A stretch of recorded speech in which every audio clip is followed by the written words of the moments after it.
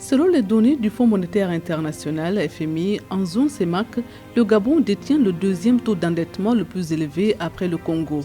Son taux d'endettement, estimé à 71% de son produit intérieur brut, lui a valu cette place.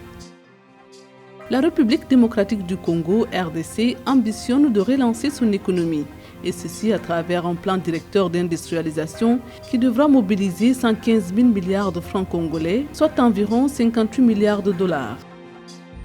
Le gouvernement béninois envisage de promouvoir le secteur agricole à travers le Programme national de développement des plantations et des grandes cultures sur la période 2021-2026. Objectif: optimiser la mise en valeur des terres cultivables et attirer des investisseurs agro-industriels nationaux et internationaux.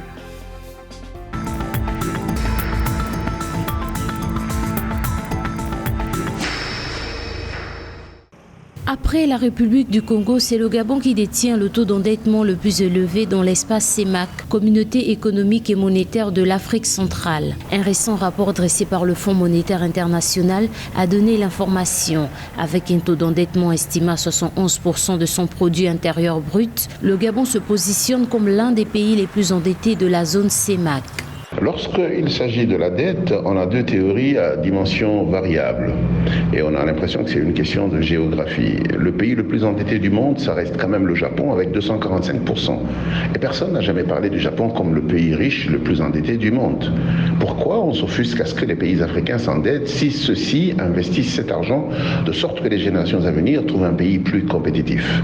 Je pense que la question du taux d'endettement ne devrait pas se poser. Les exemples que nous avons dans l'Europe centrale démontrent clairement qu'ils sont tous au-dessus de 100%. Avec 91% du produit intérieur brut, la République du Congo représente le pays le plus endetté de la communauté économique du Club des 6. Par contre, les autres États de la CEMAC ont un taux en dessus de 50% de leur PIB, soit 44% pour la Guinée équatoriale, 43% pour le Cameroun, la République centrafricaine 42% et le Tchad 42% également. S'endetter devrait être une partie de la stratégie des pays pourvu que cet argent soit investi de manière rentable et responsable et de pouvoir donner aux générations qui vont payer des opportunités de travail et de compétitivité afin que payer ne devienne pas une question de difficulté conjoncturelle. Afin de mettre en œuvre les programmes nationaux de développement en cours, le Gabon a multiplié ces dernières années les programmes d'emprunt tant sur le marché sous-régional qu'international. Selon les données du ministère de l'économie, au cours des 3 premiers mois de l'année 2021, l'encours à la dette publique du Gabon a augmenté de 14,6% pour se situer à 6 426,4 milliards de francs CFA. Notons que face à cette situation, les autorités gabonaises travaillent à la baisse de ce taux d'endettement à moins de 50% du PIB.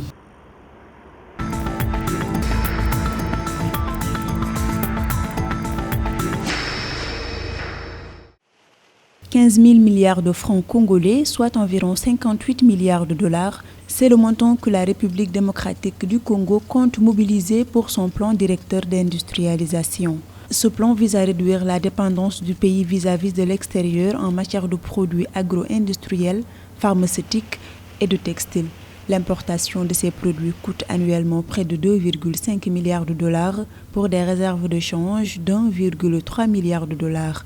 À terme, ce plan va permettre d'atteindre 100 milliards de dollars de produits intérieurs bruts à l'horizon 2030, avec des recettes fiscales de 25 milliards de dollars pour le gouvernement.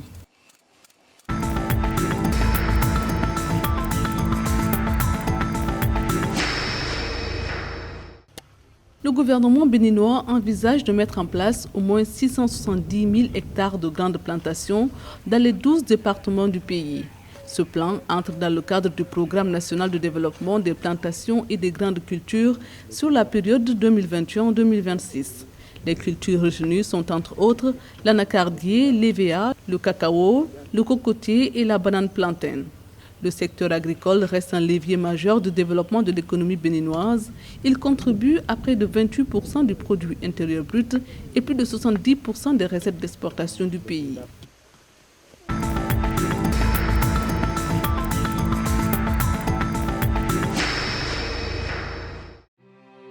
Le Mali vient de mobiliser 30 milliards de francs CFA sur le marché financier régional à travers l'émission simultanée de 2 obligations de relance de 3 et 5 ans de maturité. Selon l'agence UMO à titre, les 2 obligations émises par le Trésor public malien ont été souscrites plus de 3 fois, soit 97 milliards de francs CFA contre 30 milliards de francs CFA recherchés. Cette opération porte à 554,8 milliards de francs CFA le montant total levé par le pays lors de ses 22 sorties cette année sur le marché des titres publics. Cette opération devrait permettre de couvrir les besoins de financement du budget de l'État dans le cadre de son plan de relance économique.